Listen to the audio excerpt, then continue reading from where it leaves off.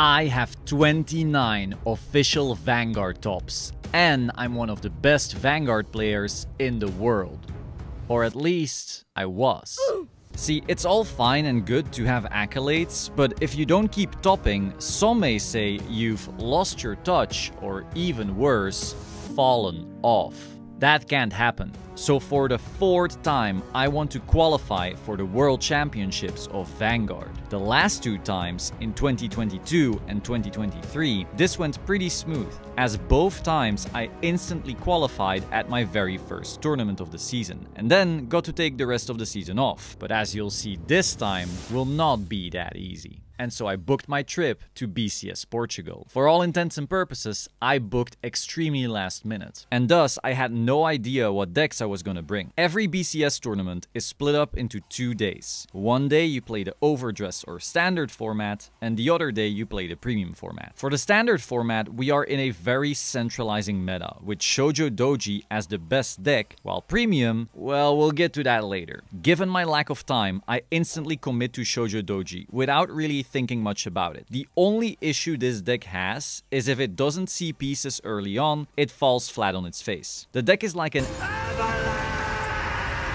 it gets the snowball rolling, but if there's no snowball to begin with, your deck is ass. For premium, the format is a little more complicated. Most people would agree it somewhat looks like a triangle, where Granblue and Neo Nectar are the most consistent and versatile decks with tools to get themselves out of all sorts of situations, but both of them get obliterated by Ghidorah, an unfair, broken floodgate, which kinda warps the metagame around itself. Meanwhile, the Ghidorah deck has issues with decks that don't care about its floodgate capabilities. So decks like Shiranui, Narukami, Dimension Police, Victor can completely rain on its parade. But Shiranui and Narukami get destroyed by Granblue and Neo, and so the cycle continues. I really wish I could just confidently play my all-time favorite clan, Granblue, but the thought I could instantly lose because my opponent's strides, the bug, makes me sick. I really dislike that your games can be defined by what opponent you're sitting in front of, rather than your choices in the game. And I don't really have the time to cook up something weird, so I stick to one of my other favorite decks, Highlander. Highlander is a Bermuda Triangle deck, where almost every card in your deck is limited to 1 copy, but more importantly, your boss unit, Reindeer, looks at the top 10 cards of the deck and then grabs one of them to dance with. Did you find something broken in your top 10? Great, you have the best deck in the world. Did you find nothing in your top 10 check? Great, you're playing the worst deck of all time. So why did I decide to play this deck? Well, it's a deck I'm already very comfortable with, given I got 3rd place at the World Championships with it, and after that I've still topped with it. But more importantly, it does not care about the matchup triangle. A well-piloted Highlander deck beats Ghidorah to a pulp, and overall it has a solid matchup into every single other deck. None of your matchups feel truly unwinnable, and so it gives you outskill potential rather than just being outgunned the second you flip up your starting Vanguard. Furthermore, the top 10 check missing is very rare, and so you gotta decide what you want to be losing to. Random matchups, or sometimes yourself. With too little time left, I decide for the latter. I was also able to figure out some cool new ideas that really take the deck to another level. In the Trick or Trick set, we received 2 cards that can disrupt the opponent's field when combined with our G-Guardian Citron and our Grade 1 Pumo. This has been known for a while, but what isn't quite as known is that we later received another card like this, named Aster. Beyond that, we also received a promo, Cordelia, which gives you yet another chance to G-Guardian, meaning we now have way more opportunities to disrupt our opponent's turns than before. I also realized that the Highlander deck mostly loses to a lack of pieces rather than to a lack of offense. So I changed the trigger lineup to be way more defensive. Combine these new disruptive capabilities with the extra defensive triggers, and you've got a tanky Highlander deck ready to conquer the tournament.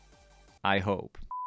We interrupt this broadcast to let you know that my band, my brand new band by the way, AAA Void, is releasing our first single and music video next week. So you can pre-save the song right now. Link will be in the description. Check it out. And again, that pre-saving helps me out a ton. Now enjoy the vlog.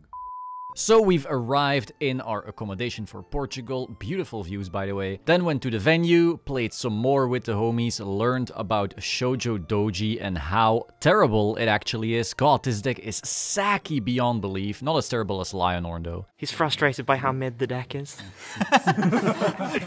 So Maxime, what deck should you be taking instead of Doji? Rezael. I miss Rezael so much. After that, we had a evening walk with the homies. The beautiful lights there are the reason Gredora doesn't top in Europe. The Gredora players see the lights and they were like, whoa, whoa. And with some friendly banter out of the way, it was time for BCS Portugal Saturday Premium Day. And once again, what a beautiful view we have from our accommodation. This is actually so rare. Usually our accommodation views are just awful because we tried to save money, but not this time. During the walk, I also realized that my Highlander deck is actually ass because Highlander is ass. I'm just going to go like every turn 3 Reindeer, find Laura, and then it'll be good. You know, it's a really good deck.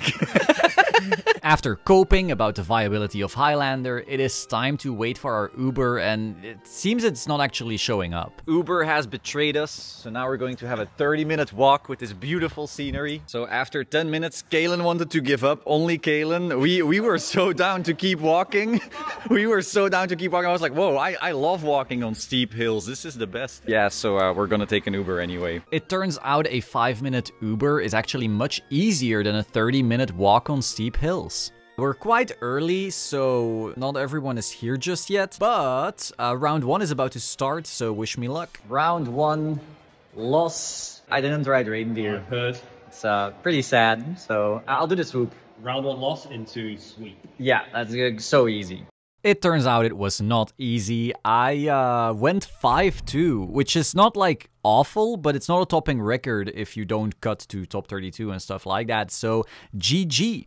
I then saw Nuno, our standard world champion from a few years ago, and so I figured I'd try to get some games in, see if he has any knowledge, and he basically destroyed me with Dayusha.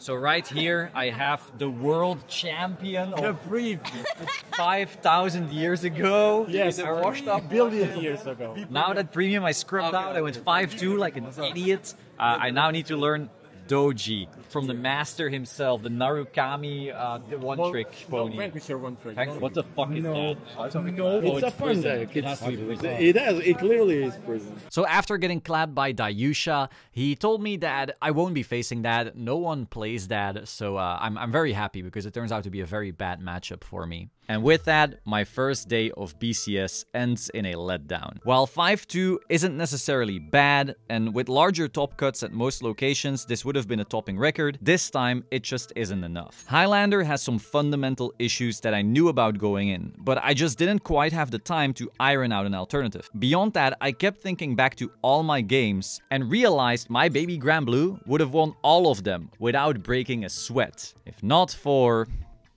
the bug. But I can't let this get me down. We still have standard day, and while it's not what I'm trying to qualify for, it's still something I'd take if I do. So let's see what happens. It is Sunday in the beautiful Portugal, Porto, whatever the hell it's called. I'm playing Doji and regretting it. This deck is a psyop. It is that simple. People say it's the best deck, not even close, but that's only if you draw all the pieces together. I hate it. It's garbage. You've been lied to by Big Doji. Shiranui is the actual best deck, but I'm too pussy to like swap. It's not too late. It is too late. Dude, I don't know any of these fucking cards. This weekend will have been awful, but it will have been a learning experience. Round 4 ended. I am 3-1 now. But I have to win every single one. And he did not, in fact, win every single one. So that was ass. As I expected, I basically lost games to not having the pieces and then just falling over. But this is also my fault because I didn't really test D enough to see that this deck is actually bait. Doji is super overrated and I'm hyped to not play it anymore next up. I should have played Shiranui. Shiranui was absolutely the correct pick. Despite a bad result, this was still a very fun evening, hanging with the homies and homettes. And so, my first BCS weekend is a complete flop. Highlander lost to itself, and Shoujo Doji also lost to itself. Both decks are actually quite similar in that regard, and so I promised myself to never play a deck like that ever again at a major tournament. I feel like I've got the experience to outskill most opponents, but when I pick a deck where I don't get to utilize that experience randomly, I'm just shooting myself in the foot. That's on me. I need to make better decisions before the tournament so that I can make better decisions at the tournament. BCS Spain is about a month from now, and the meta is completely changing. The new D set 5 brings a whole new level of power creep to Overdress, and so I need to be prepared for that. Meanwhile, for Premium, I need to find a whole new deck that solves the matchup triangle issue. For Overdress, the choice is really between Rezael and Levidras. All the other decks feel a fair bit worse. There's Varga, which can scam the opponents out of the win. There's Bat, which can scam the opponents out of a win. There's Odium, or as I like to call it, Copium. And then the top decks from the previous format, Shiranui and Shoujo Doji, are still solid. I end up choosing Rezael as it requires less testing than Levidras. And I really mostly want to focus on Premium. Most Rezael deck lists are quite copy-paste, and mine is no different. My only changes are a Dragon, which searches an order, which essentially means my deck is slightly more consistent than other Rezael decks. You see, I learned from my Shoujo Nightmare in Portugal. And I play Pot of Greed instead of a more defensive Regalis piece. My main issue with this format is that wins don't really feel up to the player. Going first and seeing specific pieces is more important than almost any choice you make. Rezael sees Tidefall and the Order on turn 2, awesome, you're such a good player. Levidras sees Old Levidras by turn 3, awesome. You are such a good player. You won the die roll, you're the best player in the world. None of those things are really up to you. And so this lack of control over game outcomes makes me want to focus on the Premium format instead. This time, I need to make sure that whichever Premium deck I choose, I don't lose as much to variance. Goodbye Highlander, you can join my beloved Great Nature in the bin. But what do I play? I'm confident I can make the best Grand Blue list, but how does that matter if I instantly lose to that shitty, annoying Bug? Similar story for Neo Nectar. I could play Shiranui, but how does that matter if I instantly lose to a good Grand Blue player? Shiranui is basically unplayable in a Grand Blue meta. One thing I noticed at BCS Portugal is that the room was filled with Grand Blue and Neo Nectar, whilst there was virtually no Gridora. This would mean playing Gridora myself might be a good strategy, but what if other players saw this trend and decided to play Gridora themselves, or maybe they overpredict that, think other people are gonna swap to Gridora, and so they swap to Shiranui, and now I'm auto-losing even more. This is exactly why I hate the matchup triangle. So I decided I will try to circumvent the matchup triangle altogether. I will build a deck that does not have this issue. And I think it will require me to put a card into my deck I would have never thought I'd be using again. A card with which I've won 4 major Vanguard tournaments already. That's right, I will play the Bug. Now, those of you who have been paying attention will realize something. Aren't you still being dominated by the matchup triangle? Doesn't Gridora lose to Shiranui and Narukami and various of these other decks? Yes, so I need to build a list that doesn't. My first instinct is Angel Ladder. This Regalis piece is one I actually consider very bad. Most players play it because they hope they can draw it at exactly the right time to make sure their own kill turn doesn't get interrupted by the likes of Lily Cannoneer or Brilliant Blister. But the odds of you drawing this one-off at that exact time against those exact matchups is slim, not to mention it has no shield and can't be ridden, so it can brick up your deck in the early game. So why would I go against my own thoughts in this case? Well, there's 3 reasons. One of Gridora's tougher matchups is Chaos, a deck that locks out your columns. If you can Angel Ladder at the correct moment, you can create an opening where you can auto-win with Antlion. Gridora's worst matchup, Shiranui, calls cards from your hand to your own board with Rinne and then attacks you with them. But if you choose to call an order from your hand, it just dies instead, meaning you won't be attacked, and since Angel Ladder is a grade 3, you can recycle it to your hand with Enlar Gulf, essentially keeping the Shiranui player hostage. Narukami is another awful matchup for Gridora, and Angel Ladder essentially tells them, you lose, as it ensures you keep a full front row, making their best stride Exterminate worthless. Beyond ladder, there were some other deck choices I felt would make the deck better at dealing with its worst matchups, like the purple over trigger to stay alive longer, the brand new G-Guardian promo which packs a ton of shield into a single card, a split of these dorks to ensure the correct right targets whilst also having a shot at finding useful grade 3s like ladder, and 4 high-class mob, because you're out of your mind if you think you will catch me not drawing this broken card. And with 2 solid deck lists and a whole lot of confidence, I walk into BCS Spain for Overdress format and get destroyed. Lose the die roll, get my hand flooded with these stupid grade 3s and orders, instantly go to 5 damage before even riding a Resile, don't see the Tidefall combinations, get over triggered, smoked and rolled, goodbye. With an abysmal record of 3-3, I drop from Overdress and question every choice I've made up to this point. Should I have put in the Pot of Greed to make Tidefall more consistent, or should it have been the order that counts as basically 2 guards? Should I have played Levidras? Should I even be playing Gridora tomorrow? I go hang out with Cormac, our current world champion, and he shows me various decks he's been cooking. Cormac loves to cook, and while he sometimes may get lost in the sauce, other times there might just be a golden nugget. Ashura Kaiser OTK, Dantarian deck out, Mythiarch Gridora, Tachikaze, so much cope, so little time.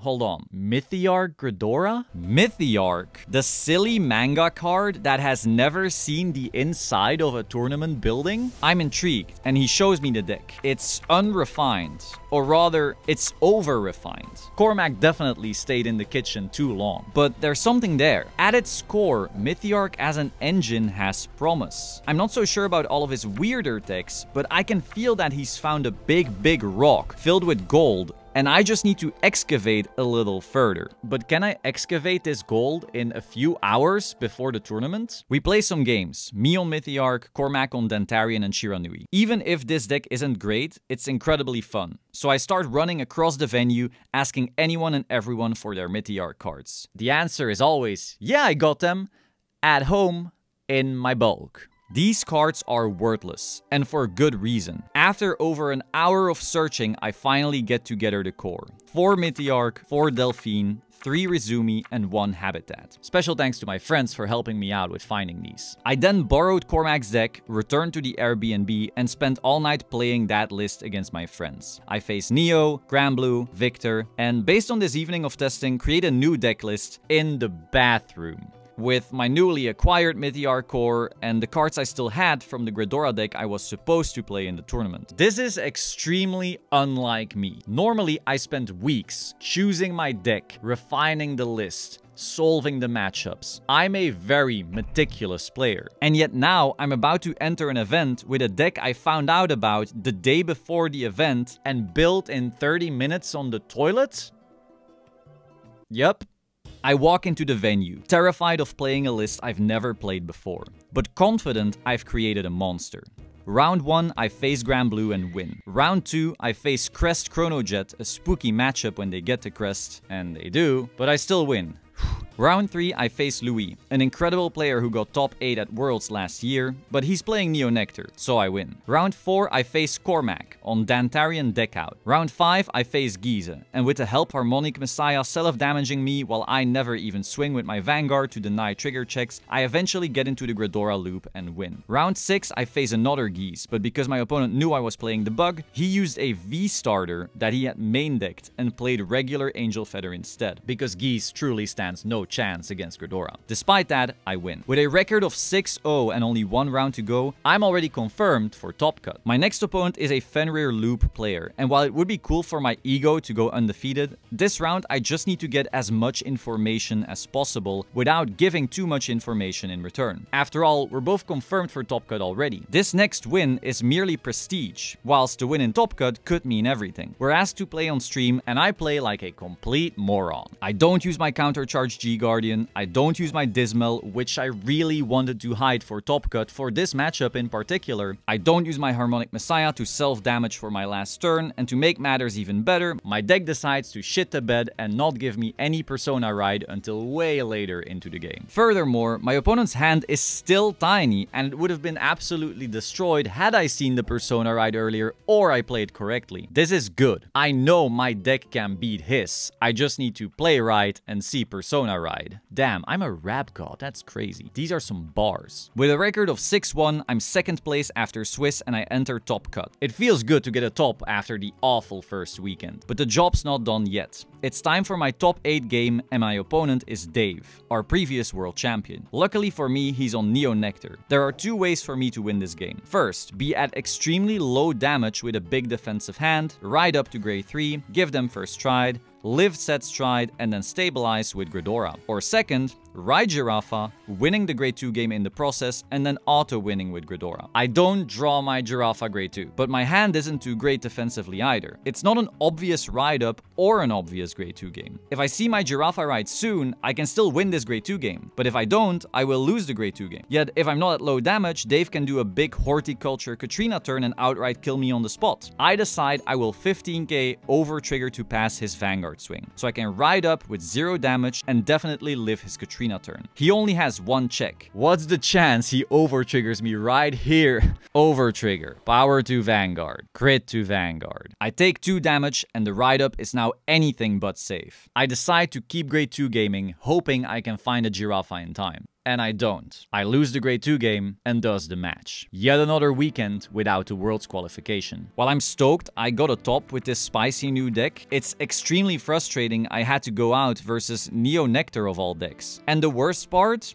The grade 2 I rode was Maple. I only ran 2 Maple and 3 Giraffa. If I had played 1 Maple and 4 Giraffa, there's a 50% chance that Maple I rode could have been a Giraffa and won me the game on turn 2. And with the power of hindsight, I probably should have played the 4 Giraffa 1 Maple ratio. That's my mistake. I guess that's the price you pay for building your deck on the toilet in 30 minutes. The next event is BCS Cologne in 2 weeks. But first, I have a tattoo appointment right after landing back home. So I sleep for 3 hours, hop on the plane from Spain to Belgium, sleep for a couple hours, take the train to Germany, then a car ride to the Netherlands, and finally get a sick new tattoo by Peter Hilgers. Where was I again? Oh yeah, BCS Cologne. This event I will only be attending premium on Saturday, as on the Sunday I'll be in Paris getting another tattoo. Priorities, am I right? What's different about this BCS format, however, is that the brand new Night Rose and Harry deck sets will be legal for play. And while they won't have a major influence in Standard, in Premium they absolutely will. The Night Rose crest gives Granblue an alternative playstyle, whilst the Harry crest turns Harry into a ridiculous high roll deck. Get the crest? Good job, you're the best player in the world. Miss the crest? Good job, you lost the game. This crest might be the most toxic inclusion in Vanguard since the introduction and swift ban of Zarzan. And I honestly really wanted to qualify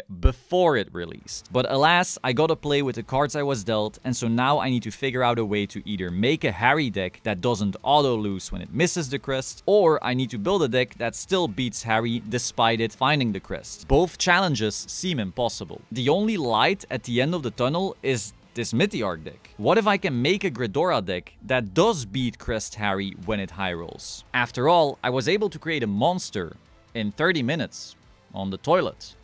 Imagine what I could do with 50 hours on the toilet. There's just one teeny tiny itty bitty problem. On January 24th, Bushiroad announces a new ban list. Players, including myself, have been crying about Gridora for years now, and for good reason. This might be the ban list where they finally take her out back and... But in the process, they might be taking away my only potential weapon against Crest Harry. Oh my god, they put Gridora to 2. This is a big hit to Gridora, but luckily the list only goes into effect on February 3rd, 2 days after my BCS. This means I get one final event with full power Gridora. I really gotta make it count, because otherwise I may truly be forced to qualify in the Crest hellhole. With only a week to test for this coming event, I get to work. We try to see what issues come up when opponents play around Gridora completely optimally, and I decide Grisford is crucial in those circumstances. I also realized that Maple might not be as useful as I thought. Remember how in my previous deck list, the second Maple had a 50% chance of having lost me my top 8 game? The more I tested other games into other decks, the more I realized that this deck wasn't losing to not having rearguards. I was losing to not having Meteoric Grey 3 or Persona Rides. So I cut the last Maple for a Machining Mantis to further alleviate this one weakness. With a slightly more optimized list and more than 30 minutes of toilet theory, it's time to enter the tournament. I sit down for round 1. My opponent flips up his starting Vanguard, revealing Mushy King?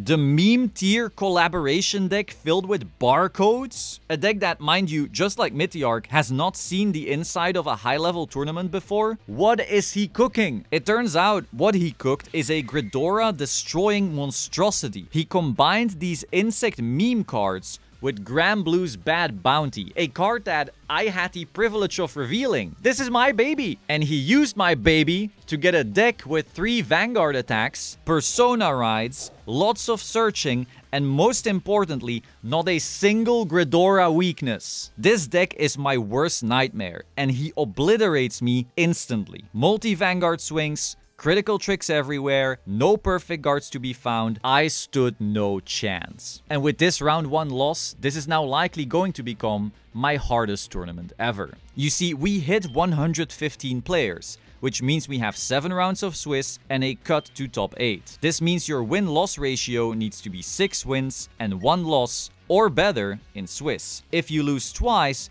you are out of the tournament. And I just got that 1 loss I'm allowed to take in round 1. I now need to go 6-0 to get into top 8 and then win at least 2 more times to make it to the World Championships. This is either going to be one hell of a ride or a very fast ride to my new tattoo appointment. Round 2 is up and I'm catapulted to the bottom tables together with everyone else who lost round 1. And my opponent plays Valkyrion?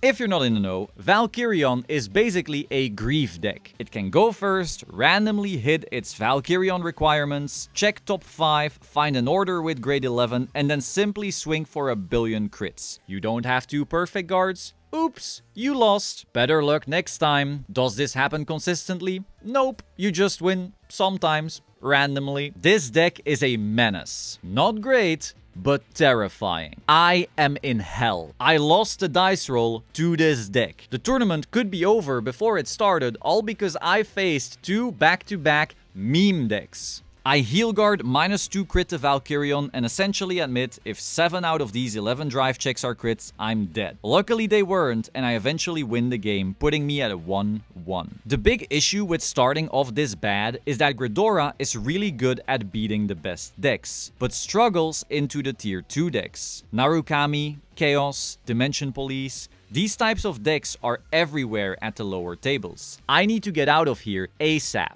Round 3, I face Gold Paladin and win. Round 4, I face Gize, finally a properly favorable matchup, and I misride Inlet Pulse. If this is gonna happen, it might as well be here, because Gridora carries this matchup and I win. Round 5, I face a really good player who's constantly in top cuts, but he flips up his Granblue starter. I once again get stuck misriding Inlet Pulse, but just like last round, if this is gonna happen, it may as well be during the favorable matchup and I win. Thank God, I am back at the high tables. I should keep getting my good matchups. Round 6, I face Crest Harry and win. Round 7, the final round I need to win to have my 6-0 reverse sweep and make it to top cut. I look around me and I know all the players. Neo Nectar, Granblue, Neo Nectar, Granblue. I got this. I'm at the tables where bugs feast. My opponent flips up their starter and it's Nubatama.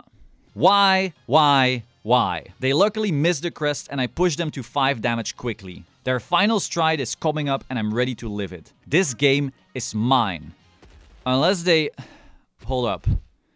What's that noise?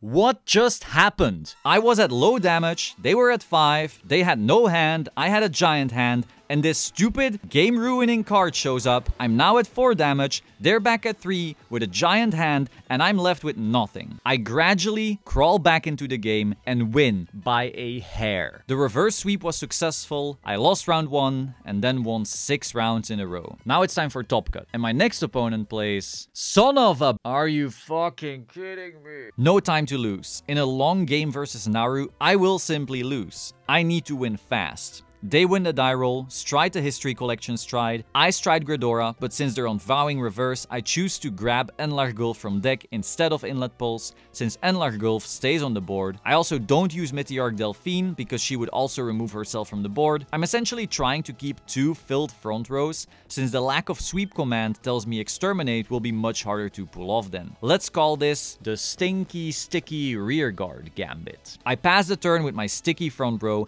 and they're forced to stride Stunverse. I had called and guarded in such a way that it only manages to get 7 cards to bind, meaning I don't lose too many resources. Despite that, I know next turn I'm definitely dying, because Naru truly does not care about Gridora. I call my entire hand to the board and go for a double Antlion play, pushing them from low damage to 6 in a single turn and winning me the game. I move on to the semi-finals, where I have to face the previous standard world champion, Alex. And what's Alex playing? Motherfuck! Luckily, I managed to play a quick aggressive set and win the game before things can get out of hand. With this win, I'm officially qualified for the World Championships. But the job's not over yet. While I attended with the hope of getting my Worlds invite, I'm now just 1 win away from becoming the BCS champion. Let's do this. It's actually such a tense final. I know, it's really good. I wasn't expecting to enjoy a bug mirror.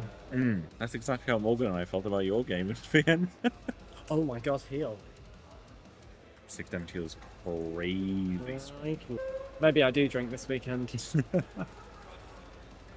But if that means if Alex won, then I mean, congratulations to him for I'm making his clips. very glad that Alex is qualified. That's going to be game. That's going to be Maxime winning BCS Germany. Wow. And going Back to Worlds. straight to Worlds. 4th time.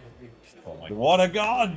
And with that, I became the BCS Germany Premium Champion. I got a paid trip to Japan, the prize card, and received a trophy from Misaki's voice actress. All in all, it's been a great run, but there's one more person I really need to thank, Gridora. As you're watching this, she's now been put on the restricted list. Can only run 2 copies in your deck. Many games throughout Swiss, I actually had to stride the 3rd and even 4th copy of her. This means I would have likely lost those games had I had to play only 2 copies. While I've hated this card's guts for the last so many years, because she got in the way of my favorite clan Granblue, she also helped me win 5 major Vanguard events. And so despite all my hatred for this completely broken card, I will never forget what she did for me. My nemesis, but also my goat, Gridora. I thought you were dead. My death was greatly exaggerated. So, you're the punk I've heard about. He's like everyone's biggest op. Like, he's just like, yo. He's like, yo, this deck's ass. Anyway, finals. Oh, here we go? No, unfortunate. So Congratulations to Maxime for 2-time. The 2-time. What an insane player.